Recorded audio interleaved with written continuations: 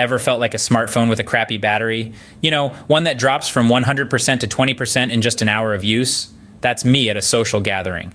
Now, don't get me wrong, I'm not a party pooper.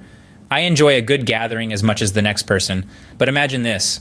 You're at a party, the music's blasting, people are chattering away, and all you can think about is how quickly your social battery is depleting. This, my friends, is the life of an introvert. It's like being a smartphone with a subpar battery. 1 minute, you're at full capacity, enjoying the party. The next, you're down to 20%, desperately looking for a charger. Or in my case, a quiet corner. You see, social interactions for introverts can feel draining, much like running multiple apps on your phone at once. Each conversation, each interaction is like opening another app, and before you know it, your battery is running on empty. But here's the thing. Being socially drained doesn't mean I'm antisocial. Quite the contrary. I'm what you'd call internally social. I thrive on deep thought and introspection. I think deeply, and that quiet corner gives me the space to process and recharge. A metaphorical pit stop, if you will, in the grand race of social interaction. It's my way of recharging, of getting back to 100%. Now, you might be picturing me as that guy at parties who's always glued to his phone, but that's not entirely accurate. Sure, I might be physically present in the corner, but mentally I'm elsewhere. I'm in my own world, processing the stimuli around me, recharging, getting ready to dive back into the social pool. I'm not avoiding conversation, I'm simply taking a break. Like when your phone's battery is low and you switch it to power saving mode. That's me at social gatherings. In power saving mode, conserving my energy, enjoying the party in my own low-key way. For a long time, this introversion felt like an internal conflict. My journey has always been a bit of a tightrope walk. On one side, there's the joy of connecting with people, particularly when it's work-related. On the other, there's the exhaustion that comes from a little too much social interaction. This internal conflict wasn't just limited to social settings. It seeped into my professional life too. I was always trying to fit into the right category, whatever that was. I would question myself, can an introvert lead effectively? Can I communicate effectively? These questions would swirl around in my head, adding to the internal conflict. I was like a square peg trying to fit into a round hole. It just didn't feel right. I thought that because I wasn't the loudest voice in the room or the most visible presence at a gathering, I was somehow less effective. I had this idea that good leaders were always extroverted, always commanding the room with their charisma and energy, and so I tried to emulate that. I tried to be the life of the party, to be the one who commanded the room. But it just wasn't me. It felt forced, unnatural. I was trying to fit into a mold that wasn't meant for me. Looking back, I realized that the real conflict wasn't my introversion. It was my perception of what it means to be an effective leader and communicator. I was trying to be someone I wasn't, instead of leveraging my strengths as an introvert. But little did I know my perception was about to change. But then, a twist. I had to speak at a conference last year. Picture it. The big stage, the bright lights, the sea of expectant faces. Now, you'd probably wager that a guy like me who relishes solitude would be a bundle of nerves, right? Quite the contrary. When I stepped onto that stage, I didn't see a crowd. What I saw was a collection of individual souls, each with their own dreams, fears, and aspirations. This wasn't a mass of humanity to me. It was a mosaic of unique human experiences, each tile representing a person with a story of their own. Instead of trying to connect with the crowd as a whole, a daunting task for even the most seasoned extrovert, I chose to zero in on their faces, one by one, as though each was the only person in the room. I spoke to each one as if we were having a one-on-one conversation in a quiet corner of a coffee shop, sharing our dreams and fears over a steaming cup of joe. And here's the beautiful part. My introverted nature, which I once considered a hindrance, was my secret weapon. It allowed me to forge deeper, more meaningful connections with the audience. My words weren't just heard, they were felt. I wasn't just a speaker on a stage, I became a confidant, a friend, a fellow dreamer. The result? The feedback was nothing short of phenomenal. People didn't just feel like they were part of an audience, they felt seen, heard, understood. They felt like I was speaking directly to them, not at them. They connected with my words on a deeper, more personal level. So here's the twist. Being an introvert is not a disadvantage, it's a superpower. A unique perspective that allows us to connect with others in a way that is both profound and deeply human.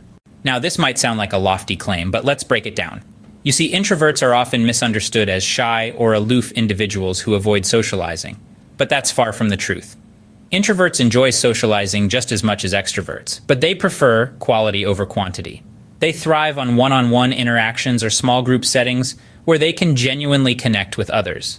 Now imagine a world where every conversation you have is rich and meaningful, where you don't just scratch the surface, but dive deep into the ocean of thoughts, emotions, and experiences. That's the world of an introvert. And that, my friends, is the introvert advantage. But what about charisma? That elusive quality often associated with extroverts. Well, let me let you in on a little secret. Charisma isn't about being the loudest or the most outgoing person in the room. It's about making others feel seen, heard, and valued. And who better at that than introverts? With their knack for deep connections, introverts can be incredibly charismatic. They can captivate an audience, not with flashy antics, but with authentic, meaningful interactions. And then there's impact. We often associate impact with grand gestures or bold declarations. But impact can also be subtle. It can be the quiet comfort of a listening ear or the warm glow of understanding. And this is where introverts shine. They don't need to shout to be heard. Their actions speak volumes. Their impact is not always loud, but it's always significant. So, whether you're an introvert or not, there's a lot to learn from the introvert way of life. It's about quality over quantity, depth over breadth, and authenticity over showmanship. So remember, you can be just as charismatic and impactful as anyone else, but in your own unique way. It's not about how much energy you have, it's about where you choose to invest it. Now let's unpack this a little. We all have 24 hours in a day, 7 days in a week. Yet why do some people seem to get so much done while others are always scrambling for time? The secret lies in effective energy management. Imagine your energy as a currency. You are given a specific amount each day. You can choose to invest it in activities that drain you, leaving you feeling depleted. Or you can choose to invest it in actions that energize you, fuel your passion, and contribute to your growth. As an introvert, the investment becomes even more crucial. The world we live in is loud, fast-paced, and often overwhelming. Introverts may find it draining to keep up with the pace, leaving them with little energy to invest in what truly matters. But here's the good news. You can choose to invest your energy differently. You see, as an introvert, you have this unique ability to forge deep, meaningful connections. You have the power to make people feel seen, heard, and understood. Invest your energy in these connections, instead of trying to fit into the mold of an extrovert. Embrace your introverted nature. Use your deep thinking ability to tackle complex problems, your listening skills to understand people's needs, and your authenticity to build trust. Take a moment and think about where you're currently investing your energy. Are you spending it on things that matter to you? Are you making those around you feel seen, heard, and understood? If not, maybe it's time to reconsider your investments. Remember, leadership is not about being the loudest in the room. It's about influencing others in a way that resonates with them. It's about making others feel valued and understood. And guess what? As an introvert, you're naturally equipped to do that. So, do you make those around you feel seen, heard, understood? Because at the end of the day, that's the kind of leadership people will follow. So what's the takeaway from my journey of embracing introversion, you might ask? Being an introvert doesn't put us in a box. It doesn't limit our potential. Quite the contrary, it opens up a world of possibilities. It allows us to form deeper, more meaningful connections. It's not about being the life of the party, it's about being the soul of it. It's about creating genuine connections that resonate on a personal level. So, whether you're a CEO, a high school student, or somewhere in between, remember, your introversion doesn't define you. It's a tool you can leverage.